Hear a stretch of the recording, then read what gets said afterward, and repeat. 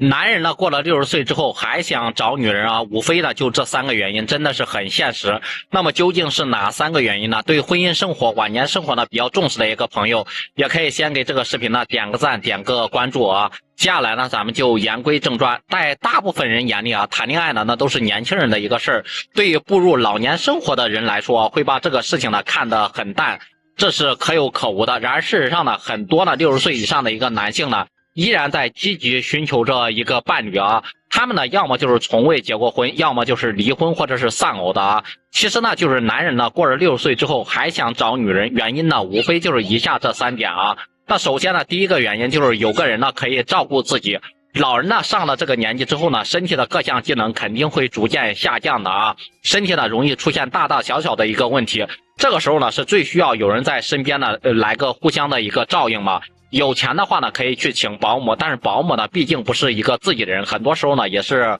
不方便的，对不对？很多话呢也是不好说的。如果说子女呢能够陪伴在身边，当然是最好的。但是现在的年轻人呢，基本上都有自己的一个事业要忙，不能呢长时间陪伴到老人身边。所以说老人呢最好还是有个伴儿，有个伴儿呢还可以就是互相的一个照应，出个啥事儿头疼脑热的还可以第一时间发现，然后争取到一个时间，对不对？那第二个原因呢，就是为了满足自己的一个心理需求啊。年轻的一个男人呢找女人可能是为了满足一个生理需求，但是过了60岁以后呢，男人呢还去找这个女人，大多数呢是为了满足自己的一个心理需求啊。有的男人呢在这个年纪身边呢是一个人都没有，无妻无子，整个家里面呢只有他一个人，他心里面呢是非常孤独难受的，对不对？所以说这个时候呢就找个女人，就是为了给自己单调乏味的一个生活呢是增添一丝色彩啊，让这个家呢是多一点味道。希望自己呢心情好的时候呢有个人呢能够陪他说说话，然后高兴的时候呢有人能够分享他的一个喜悦啊。人到60岁呢，子女呢大多数都已经成家立业，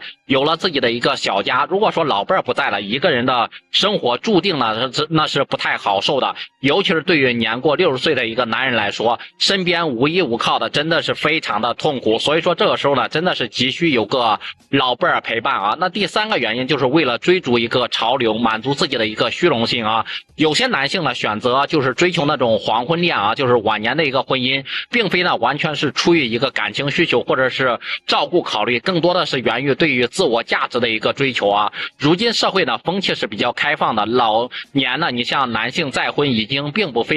罕见了啊。他们呢或许